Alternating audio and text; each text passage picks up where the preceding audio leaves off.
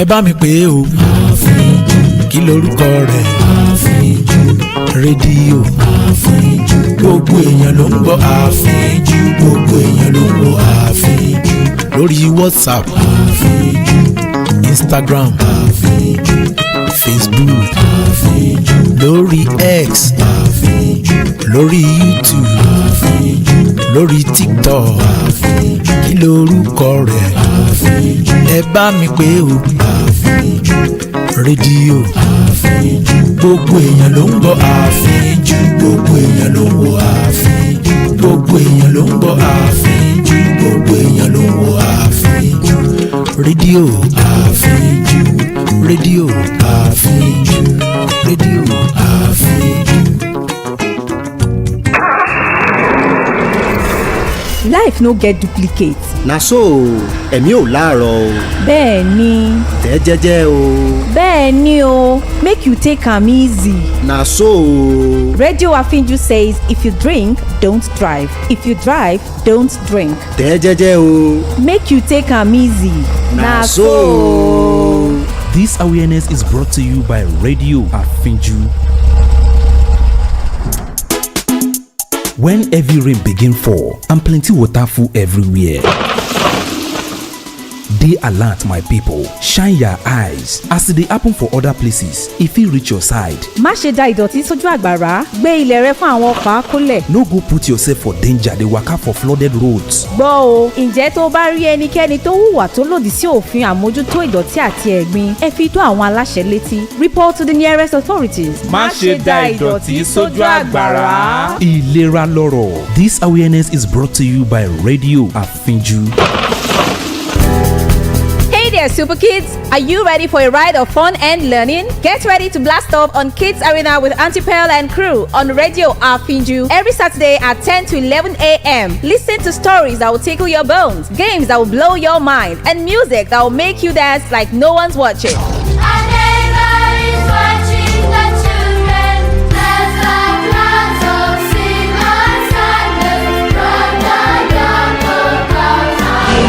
There's also lots of surprises and gifts to be won. So gather your friends, turn up the volume, let's have fun and make awesome memories together on Kiddies Arena with Aunty Pearl and crew. Only on Radio Afinju.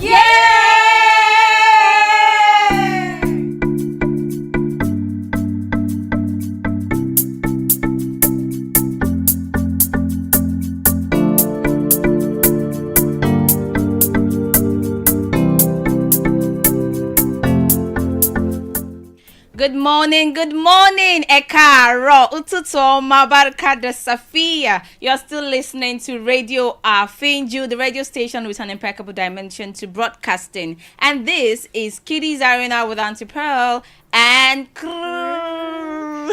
How are you doing this wonderful Saturday morning? I hope you had a great night. I hope you slept very well. The weather, as usual, was cold. It rained last night again, and it was almost as if I should not get up. But I'm here once again to take us on a fun ride on the show this morning. My name is Pearl Durotoye, and I'm your host for this morning's show.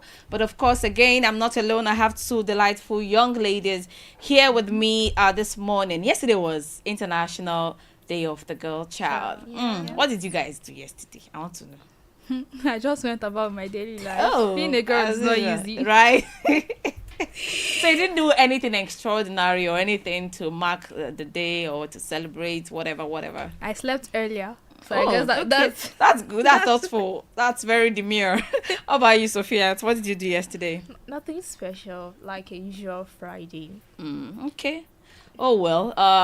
International Day of the Girl Child is mostly aimed at raising awareness about the challenges girl child face, young girls, women, and also to empower young girls. You know, everything that has been happening, young ladies need to be empowered. So the day is significant. It's a day to celebrate young girls, to empower young girls and the challenges that they face in today's society. This year's theme was a girl's vision for the future. Girls' vision for the future. it's basically just saying that you should dream. You are allowed to dream despite all the challenges that you are facing. You can still have ambitions. You can still achieve whatever it is that you set your mind to achieve. So that's my note for you listening to me this morning. You can still achieve what you set out to achieve. You're allowed to dream. Don't let anything stop you. And happy International Day of the Girl. I know it was yesterday, but happy International Day of the Girl, especially because we are all women here in the show this morning. So you get what I'm saying. All right, so this is Kids Arena with Aunty Pearl and crew. And as usual here on the show, we are always having fun. We are always entertaining. We are always learning something. It's an educative show, insightful. We learn so much, both for kids and adults alike. So if you have children around you, gather them to tune in on the show this morning. You can listen to us. We are live on Facebook at Radio Afinju. We are also on X, TikTok, YouTube. Subscribe to our YouTube channel. Or you can listen to us live on Zenio Radio at Radio Afinju. Tune in live, join the program. We want to hear from you also. We want to listen to you, contribute to the show. So on the show, we have 3 segments for now. A first segment is the storytelling segment, and that is handled by Ewa here. Ewa, have you introduced yourself to our guests? No, good morning, everyone. To our audience, rather. Good morning, everyone. I trust you had a good night. My name is Mustafa Foladara Ewaoluwa, and I'm taking the storytelling segment. And today's story is, I'm not going to spoil it too much, but we are taking a little excursion out of Nigeria. So we are going to a different country. Really? Yeah. Okay, Ewa is taking us around the world this morning. I wonder what's up her sleeve. And that's for the first segment of the show, the storytelling segment. And on the second segment, we have the grammar and current affairs segment. And that's handled by Sophia. Sophia, what do you have for us? Good morning, everyone. My name is Sophia Tavidumiazan, and I will be taking the grammar and current affairs segment. We'll be talking about a lot of things that will make our English language well structured as sentences and a lot of things. And for current affairs, do you know a lot of things about Nigeria? We're talking about great icons, our eras, a lot of things that current... Our heroes past and present. And a lot of things that concerns current affairs. And we'll be having word of the day where we'll be learning new word, how to use our word without making errors and mistake. It's fun filled. Please don't miss it. Don't miss it. You've heard from the horse's mouth ourselves. Don't miss it. Get your pen, get your biro, your pencil, whatever. Just get your writing materials. It can be your tablet, your iPad. Just get something to write something down. I have my writing material here for writing because I'm also learning on the show as well. So it promises to be educative. And then the final segment is the basic etiquette and survival tips segment handled by me. I'll be teaching you basic etiquette as you go about your day. How do you behave? How do you behave and comport yourself when you're in public, and also when you are out of the eyes, when you're out of the eye of the public. Also, how to survive when you find yourself in difficult situations. How do you get out of them? So you can see it is not just a show for children, because there's also something for adults as well. So don't go anywhere, and when we come back from the short break, we will get right into it. So don't go anywhere.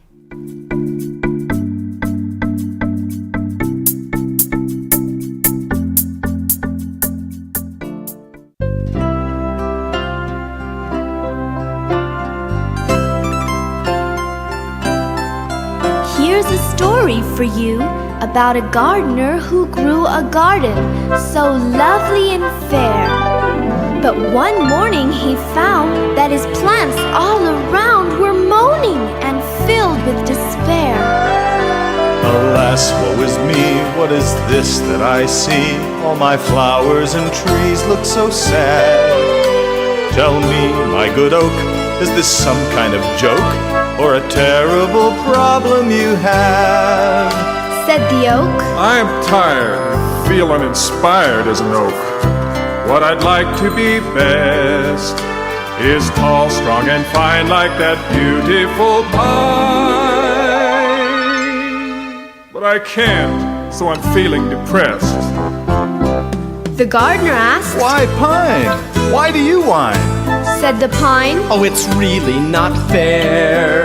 Instead of a pine, I wish I were a vine, and then thousands of grapes I could bear. Then blurted the vine. I don't like how You're welcome back from that music break. This is still Kiddies Arena with Aunty Pearl and crew. And before we went on that short break, I said we had 3 segments on the show: the storytelling segment, the grammar and current affairs segment, and also the basic etiquette and survival tips segment. Those are the 3 segments that we have for now. So without wasting much of our time, Ewa is going to kickstart with the storytelling segment. Remember, she said she's taking us around the world this morning. So I wonder where she's taking us to, but we're going to find out right about now. So over to you, Ewa. All right. Good morning again, everyone. Good morning. So the title of today's story is The Value of a Copper Coin. The value of a copper coin. And it is about a man so great that they named him the Great Soul. The value. Let's back up a little bit. The value of a copper coin. What's a copper coin really worth in today's time? No, I don't nothing. In fact, let's even leave copper coin. What's 5 naira worth? Nothing. Now? I don't What's 10 naira worth? Nothing. What's 20 naira worth? Nothing. Even a What chewing can you gum get? is not 20 naira. Right? So there's really little you can get with 20 naira, 10 naira. Not to talk of coins. I mean, I remember when we used to use coins. I wonder what those are worth even now. They are not even worth anything. But today's story is saying the value of a copper coin. So it is not just, it's trying to, I'm sure she's trying to drive us somewhere, and she's going to still let us know where she's driving us to. So all right, go on. All right, like I said, it's a story about a man so great they named him the Great Soul, Mahatma Gandhi. Namaste. I think you have the idea of where I'm taking you there. I've heard about Mahatma Gandhi. All right, some have heard of him, some have not. But if you have not, you're going to hear of him today. Mahatma Gandhi, who was honored as the father of India, was a very special person. And the following story illustrates one of the reasons for him being called Mahatma, Great Soul. Once, Gandhi was on an expedition to collect funds from various cities and villages for an organization to help the poor. He went to several places and finally reached Orissa. He arranged a meeting in Orissa, and there he gave a speech to the public, requesting them to give him funds for the organization. At the end of his speech, a very old woman with bent back, tattered clothing, white hair, and shrunken skin got up. She requested the volunteers to allow her to reach Gandhi. However, the volunteers stopped her. She did not give up. She fought with them and reached Gandhi. She touched the feet of Gandhi, despite her being an old woman. Then she took out a copper coin, kept in the folds of her sari. For those of you who don't know, sari is the traditional wear in India. Yeah. Female, yeah? Yeah, female for the females, yeah. It's like her keeping it in the scarf of a buba, like our mothers used to do, that they'll bring it out of their wrapper. So she brought a copper coin that she had kept in the fold of her sari and placed it at his feet. Then the old woman left the stage. Gandhi very carefully took the coin. The treasurer of the organization for the poor asked Gandhi for the copper coin, but he refused to give it. "I keep checks worth thousands of rupees," said the treasurer. "Yet you won't trust me with a copper coin." That's sure how little of value that copper coin was. That even the treasurer won't I keep thousands of rupees now. Why can't I take this? And Gandhi said, "This copper coin is worth much more than those thousands. If a man has several lakhs and he gives away 1,000 or 2, it does not mean much." So I think what Gandhi was trying to say, this woman gave all she had. She didn't have thousands of lakhs or rupees. It was very evident in her dressing, in her appearance, but yet she gave all she had, and that, according to Gandhi, is worth more than all those thousands that they had been collecting. Yeah. It's priceless. It's priceless, exactly. Yes, the coin might have been the only thing that poor old lady possessed. She did not even have proper clothes and could not afford good food. Still, she gave everything that she had. That is why Gandhi regarded the coin as very precious. And now the moral.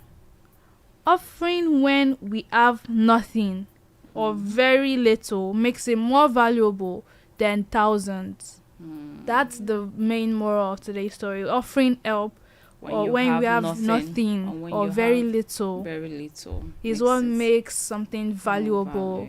And I think we've talked about this in one of our stories. I think even last week we had something similar. It's not until that you have millions that you say you want to give. Billions. Yes, that you say you want to give. So make giving a part of your culture, make it be a part of your habits. Always be willing to give, because you never know what is what is coming for you, what is coming to you. It might be more than that. Can be millions that is coming to you just from like giving like 20 naira, whatever you have. Make sure you cultivate the habit of giving. I don't give because you're expecting something in return. Yes. Not because they say givers never lack. Not giving. Meanwhile, it's not from your heart. Exactly. Okay, thank you so much, Ewa, for that beautiful but short story. It was short, but I think I picked about maybe 2 or 3 moral lessons there, so that works. The first moral lesson I got was from the old woman. First of all, she was very old. I mean, most old people, and Mahatma Gandhi was very popular. It was going about raising funds for poor people. So you can imagine the kind of crowd that was also following him around. So, but the woman didn't let that deter her. She also went there to contribute her widow's mite. So she got there, but the volunteers did not want her to get to Gandhi, because they thought, what does this old woman have? What will she possibly have to offer? But she did not give up. She kept on persisting until finally she got the chance to meet Gandhi himself, and she offered what she had. She took the copper coin from her sari and she gave it to him, and he collected it. There are some people that would think, what is this even worth? This copper coin is not worth anything. I don't want it. It cannot do much. But he still collected the money. And then, seeing the condition of the woman that contributed that copper coin, Gandhi knew it would have meant so much to that woman. It's probably her last money. It's probably the last coin that she had, but she didn't mind. She wanted to give it to the poor because she knows what it means to be poor. She was also looking very old and maybe wretched. She's probably also poor. That's to show you that you don't even have to be rich to give. You don't need to have millions of money, billions of money, uncountable dollar, uncountable whatever before you can give. You can also give to the needy, because there is always somebody that is in the worst position that you are. Trust me. There are people that are suffering. They need food, they need shelter. So they are in worse conditions than you are. So you don't need to be the president of a country before you can help these people. You can always help them from the little that you have. So Mahatma saw that, she was willing to give. That shows the intention of her heart. She was willing to give from the little she had, because she just dropped the money and she left. She didn't even wait to say, maybe Mahatma will, because of that, want to do 1 or 2 things for her. She just contributed and then she left. And when the treasurer wanted to collect the money from Mahatma, because he has been the one collecting all the money that has been gathered during the contribution, Mahatma said, no, this is a very precious money. This is a very precious coin to me. It is worth more. It is worth more if you have 1,000 naira and you give out 1,000. You give out 100 naira or even 10 naira. Your 1,000 has little. It doesn't affect the bulk of the money, because you can still do a lot with 999 naira. Exactly. So it doesn't even affect your pocket. It doesn't affect that capital. But when you have 1,000 and then maybe you give let's even 500, you're going to feel it, aren't you? You are, because that's like half of everything that you have. So you're going to feel that particular contribution. So imagine someone that now gave the whole 1,000 naira to somebody else. And that's what happened in this story. The old woman gave, that was the only money left on her, and then she gave it to contribute to the poor, to contribute to the needy. And that even makes our own contribution worth more than every other contribution that has been made there. So the moral lesson is offering help when we have nothing or little makes it more valuable. When you can give from the little that you're managing. There's a similar story like that in the Bible as well. I can't recall, maybe some other time. Giving not only when you have so much, but if you find yourself in a position to help others. Because most times, or in most cases, sometimes you can be their only resort.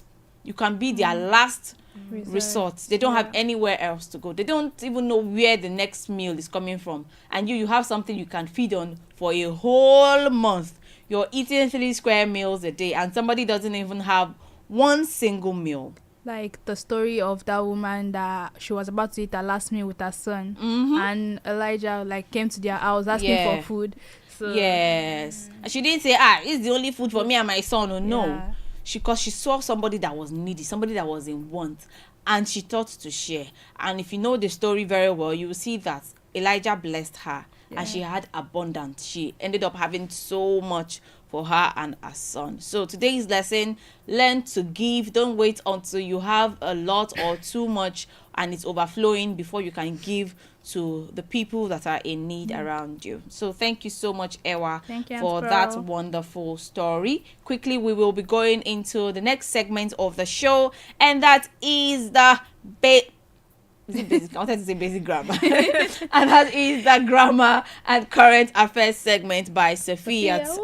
Woo! Shall I stop it? All right, over to you, Sophia. Good morning. Good morning once again. My name is Sophia Tabidemiazan, and this morning under the grammar segment, we've talked about, in the past, we talked about the noun, the pronoun, the verb, the tenses and verb. We've done a lot on the verb, and we are not done yet.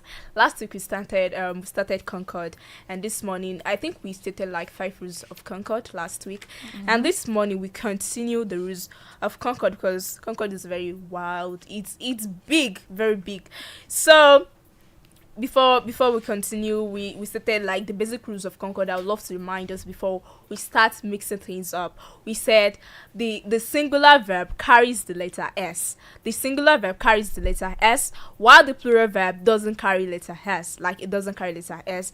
And we stated the fact that you and I are exceptions to the basic rules of Concord that says when we're talking about the plural verb that does not carry letter that when we talk about singular verb, singular subjects, plural verb, singular plural verb, subject. Plural subjects, that we mentioned about you and I, that even though you and I, they are for singular subjects, we use plural verb for them. Like you, I eat rice every day. You not say I eat, even though I is singular, you not put the letter S for the verb, for the singular verb eat. No, you use the singular subjects. Then we have this plural verb for you and I, because they are an exception to the basic rule of Concord. Like you eat rice every day. You not say you eat rice every day. Even though you is singular, you not use the singular verb eat for it. I hope that is very clear. So moving to what we have today, we are going to be treating about 3 to 4 or 5 rules of Concord. So the fifth rule of the next rule of Concord I have here in continuation to where we stopped last week says that we have mandative or subjunctive Concord. We call it mandative or subjunctive Concord. When words of prayers, suggestions, demand, command, recommendation or resolution is being stated in the sentence, the verb that follows must be plural. Like when we're having a command, we're talking about command, come here. When we're talking about a wish, I wish I could just get this. We are praying to God Almighty. We are using a plural verb, regardless of how big, how small, whatever we're saying implies. An example of that, it has been suggested. Okay, that follows must be plural, whether the subject is singular or plural. I pray God help me. I pray God help me. You're praying to God to help you. Not say I pray God helps me. Even though because it's a wish and it's a prayer. I pray God help me. I wish I can get the pen tomorrow. You're wishing, you're not saying, even though you're talking about a pen, is a plural. Is a singular verb rather.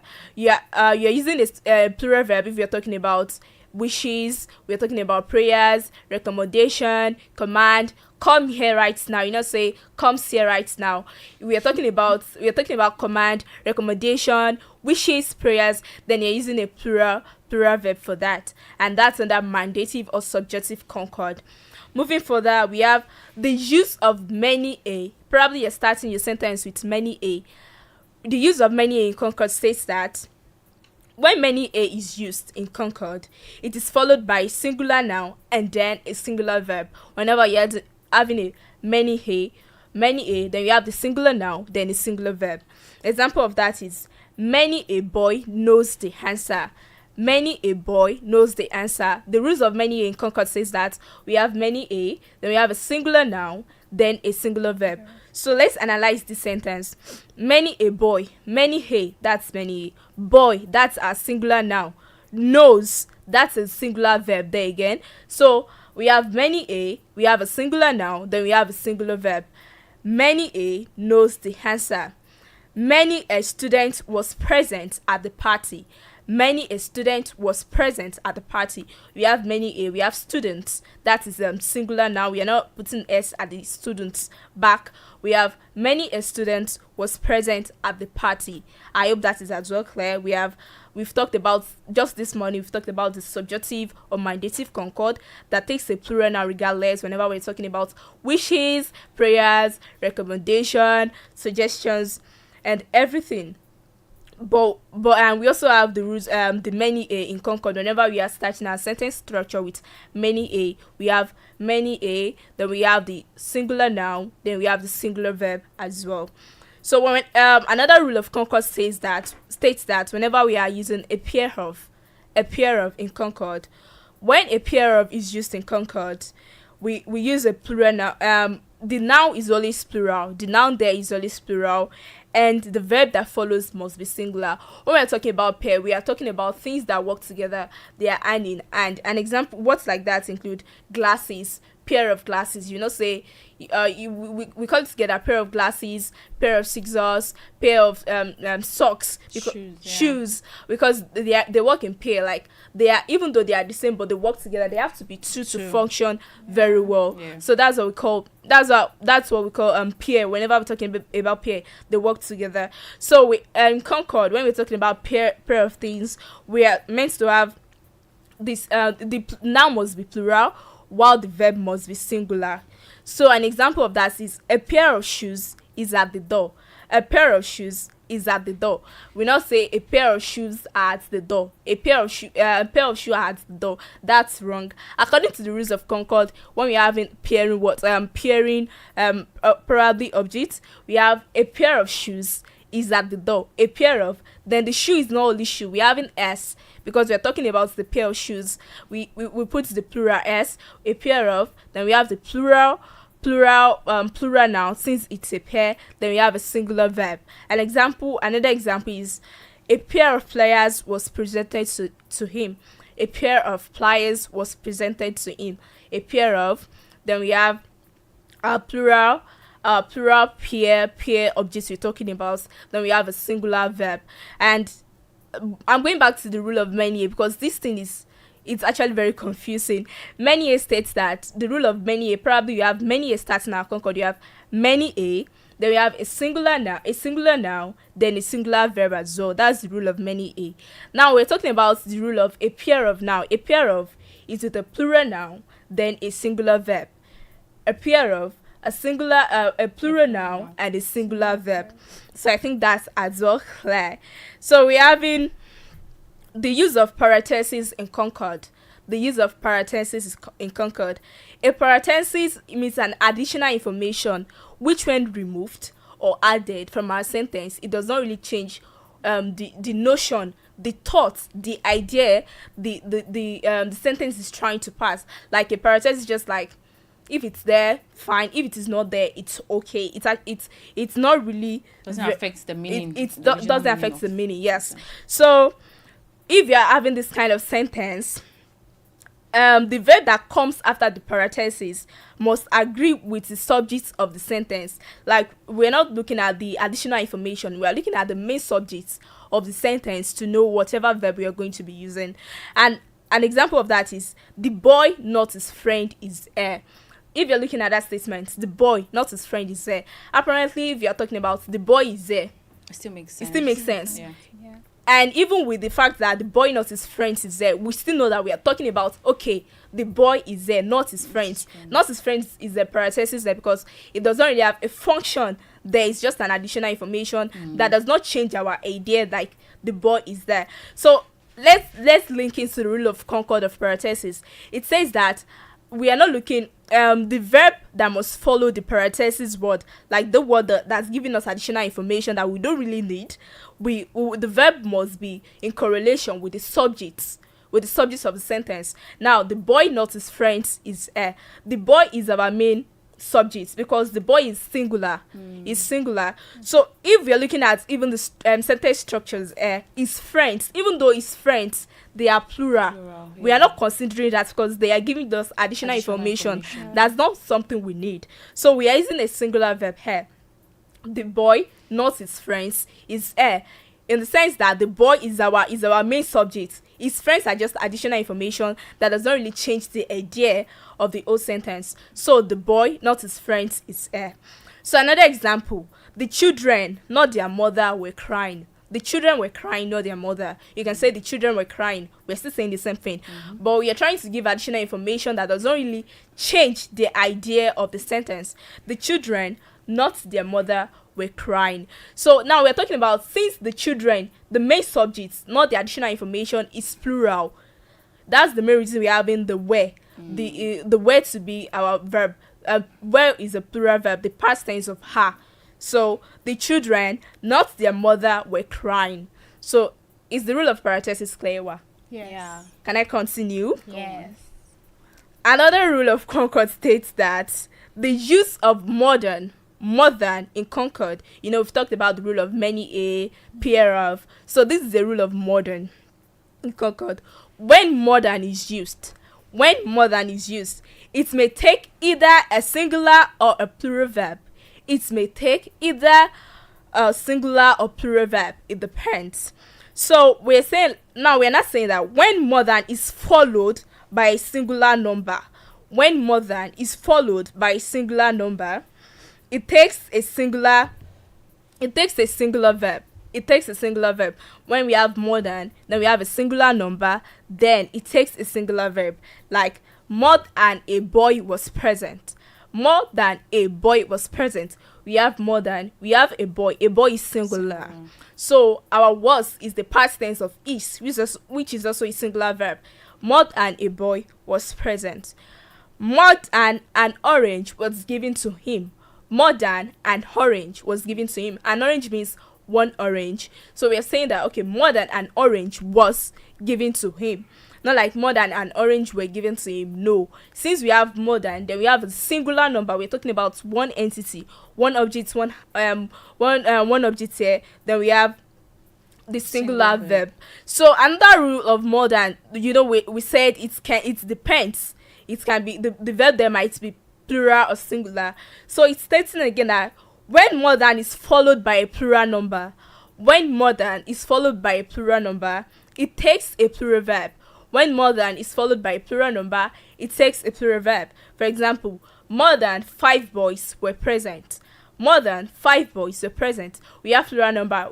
Plural number starts from 2, 3, 4, 5. So 5 is more than 1. That's plural. So we're saying more than 5 boys were present at the event. Like, more than 5 boys were. That's our verb there that complements the plural subject. 5 boys. More than 5 oranges were given to him. More than 5 oranges were given to him. Let's assume the verb, the object there, the singular noun, the noun there was singular. Then it could have been more than an orange was given to him. more than an orange was given to him. Since we are talking about, okay, more than, singular noun, then we have the singular verb. But if you're talking about plural, in plural terms, when you have more than the plural noun, then we have the plural verb as well. Then to the last rule of concord we're talking about this morning to save our time, we're talking about the use of one of, O-N-E, one, and of. The use of one of in concord. When we use one of in concord, it is followed by a plural number. One of is followed by a plural number and then a singular verb. One of is followed by a plural number and a singular verb. Unlike many of. No, or more than. Rather. More than is followed by, if it is singular number, we have singular verb as well. If it is plural number, we have plural verb. But this time around, the rule of one of states that when we use one of, it is followed by a plural noun and then a singular verb. A plural noun, a singular verb. So an example of that is, one of my friends is here. One of my friends is here. It's even trying to tell us that, okay, not all of my friends are here. One of them. So use a singular verb for that. One of my friends is here. Another example of that is, one of the boys talks too much. One of the boys talks too much. We're talking about one of the boys, not all of the boys. And that will be all for the rules of concord. Part of the rules of concord we'll be talking about this morning. So let's go through it again, because we might be missing it. Probably you're just joining us. We talked about the mandative or subjunctive concord. That's when we're talking about wishes, prayers, commands, demands, recommendations. So use a plural verb. I pray God help me. You know, say I pray God helps me. You don't say, I pray mommy buys me that. I pray mommy buy me that. So we are using whenever we are talking about prayers, wishes, commands, we use a plural verb directly. So we have the rule of many a in concord. Many a, whenever we are talking about many a, it is followed by a singular noun and then a singular verb. Many a, singular noun, singular verb.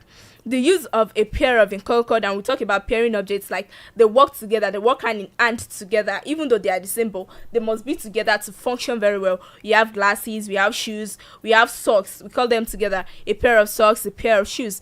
And whenever we are talking about whenever we have them sentences like that, we use a pair of. We have a pair of. Then we have the plural of the item we're talking about. Then we have a singular verb. That's it. And we talk about parentheses. Parentheses is that additional information that's in the sentence that doesn't really matter. It does not change the idea of the sentence. It does not really affect a change in whatever we're trying to say. And we have example of that. The boy, not his friend, is there. Like we're talking about the boy, not his friends. And whenever we're having a situation like that, we consider our main subject, not the additional information, to know what verb we are using. If the main subject is singular, then our verb is singular. Then we talked about the rule of more than. If we are the subject that follows more than, the noun that follows more than is singular, the verb is going to be singular. If the noun that follows more than is plural, then the verb is going to be plural. Then we talked about the rules of one of the concord. One of, whenever we have one of, probably starting your sentence with one of, then we have one of, then we have our plural noun, then our plural subjects, our plural noun, then we have a singular verb. That is the rule of one of, and that is on the grammar this morning. Thank you, Sophia. So let's quickly go to current affairs this morning. Like Aunty Pearl said earlier, yesterday was International Girls Child Day. So today we are looking at our hero, our past hero, one female that did very well for the country, a notable identity in the country today, and her name is Funmilayo Ransome Kuti. Once upon a time in Nigeria, there lived a brave and determined woman named Funmilayo Ransome Kuti. Born in 1900, Funmilayo grew up in a world where women were expected to stay at home and not speak up. In the past, they used to put women inside. They were not expected to speak up. And But Funmilayo was different. She was different. Probably she felt like, no, we should have equal rights as men as well. Why you put ladies inside the house? No, she did not want it that. So she dreamt of changing the world. Like the theme for yesterday was Girls' Vision for the Future. So she also dreamt of changing the world. Funmilayo traveled to England to study, even though girls were inside. But she traveled to England to study. She became one of the first Nigerians to do so. She became one of the first Nigerian to go to England and study. She saw how women in England were treated with respect and had equal opportunities with the men. Not like they were also inside in England. No, they had freedom of expressions to compete with men, to do what men are also doing in England. They were also holding political positions in England as well. So returning home, Funmilayo confounded the Abeokuta Women's Union. She fought for women's rights, education. I think prior to that, she was also one of the first female students of the Abeokuta Grammar School.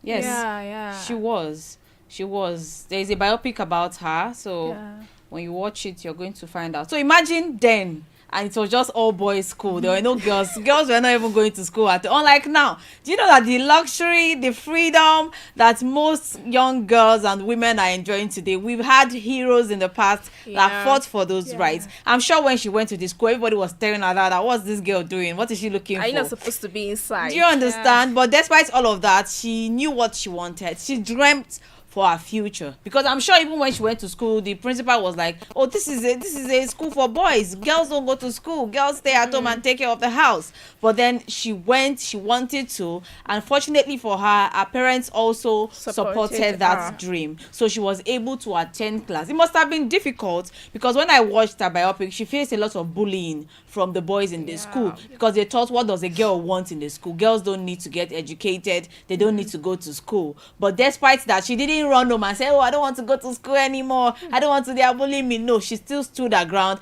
and she even became head girl at some point, I think. I can't recall. So she had it in her to dream for the future, and look what we have now. We have a lot of girls going to school, becoming presidents, becoming even the proprietors of schools. So that's a lot of achievements. All right. She improved healthcare, sanitation, and living conditions in a community. Women can do anything men can do. Women can do anything men can do. Women can do. I mean, of course, there are lots of instances to prove that, but we're not going into that now. People began to call her the mother of let's skip that though. She joined Nigeria's independence movement, advocating for self-rule. She also wanted independence, like Obafemi Awolowo and some other leaders like that. Let Nigerians lead Nigeria. She also believed that, okay, we don't want British then anymore. She also believed that, okay, let Nigerians rule Nigerians.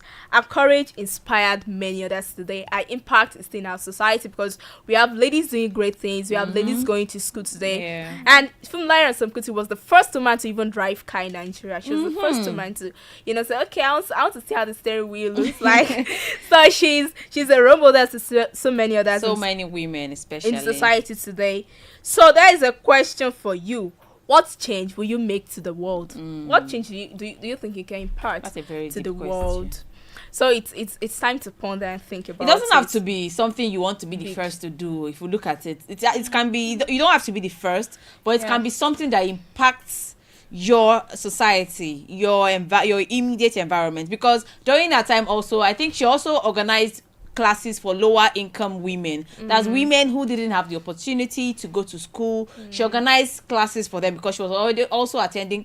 Now, despite that, all of that was happening, let's not forget that there were still women that were against her then. Because it's always not easy.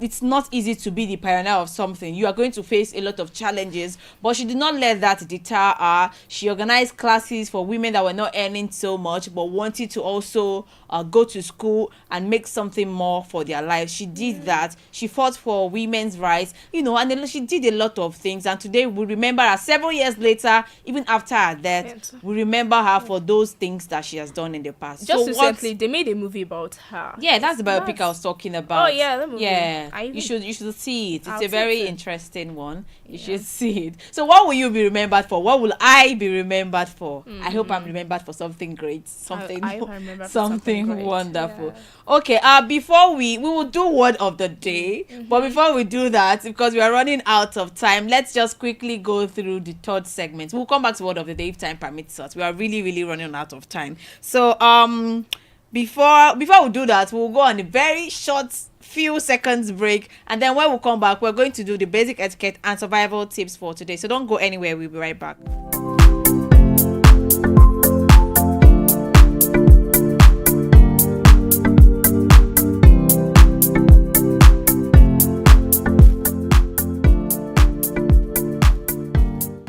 Okay, welcome back from that very short break, like I said. So quickly, this is still Kiddies Arena with Aunty Pearl and crew. We've done the storytelling, we've done the grammar and the current affairs. We've talked about Fumilayo, Ransom, Kuti. If you have time, you can go to Google and just check her out. She's very awesome. There's also a biopic about her. You can check that out to learn more about her fight for women. So today on the basic survival and basic etiquette and survival tips, I am teaching what to do in the case of a fire.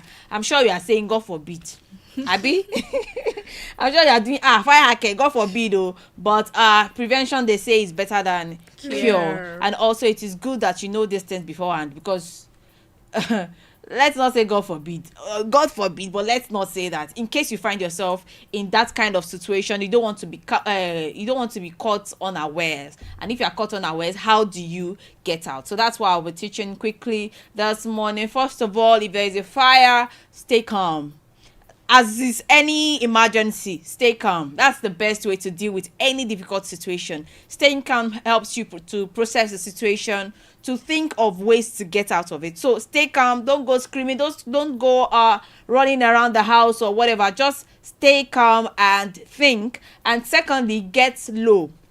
Go on your knees, go on your belly, just lie very flat, because steam, I don't know if you've seen where fire is burning, the steam goes up, right? So when you're standing, you're inhaling that steam, and you don't want to do that. So just lie very flat. If you're in the house, you're in the room, lie very flat. And then if possible, if you want to move around, you crawl on your feet, on your hands and feet, instead of standing and walking around. And thirdly, know your escape route. If you have 2, 3 doors, many doors, know the doors. If the fire is from the front door, you don't want to go towards the front door, of course. So you have to know your escape routes. And I encourage parents as well to make plans for all these emergencies. How do the kids get out of such situations if you're not around? So make plans for escape routes. Make a way for them to easily get out of such situations. Also, like I said, familiarize yourself with the quickest way out of your home.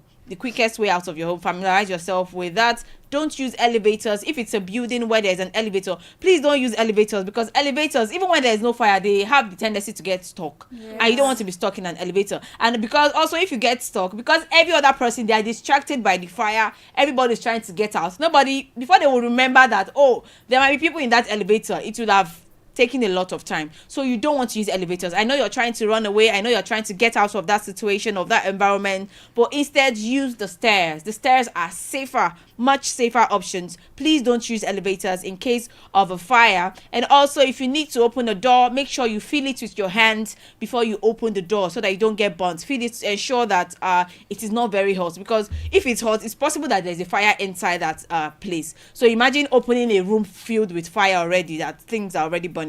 So if you need to open a door, make sure you feel it with the back of your hands, just like you feel your temperature. If you want to know if your body is hot, make sure you feel it with the back of your hand before you open it. And when you eventually do get out, call for help.